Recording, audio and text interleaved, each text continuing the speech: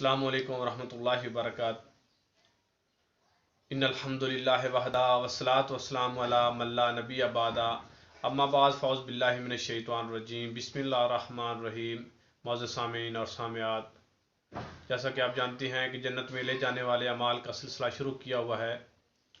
आज इस सिलसिले का पाँचवा प्रोग्राम, पाँचवा अमल आपके सामने रखेंगे। मेरी अल्लाह से दुआ है, अल्लाह हमें हक सच बयान करने और फिर हम सब को उसके ऊपर अमल पैरा होने की तौफीक अता फरमाए। सैयदना सहल बिन साद रज़ी अल्लाह तआला अन्हु से रिवायत है कि रसूलुल्लाह सल्लल्लाहु अलैहि वसल्लम ने फरमाया, जो बंदा यतीम की कफालत करता है, जो यतीम की परवरिश करता है, जो यतीम की देखभाल करता है, वो बंदा जन्नत में इस तरह होगा। फिर रसूलुल्लाह सल्लल्लाहु अलैहि वसल्लम ने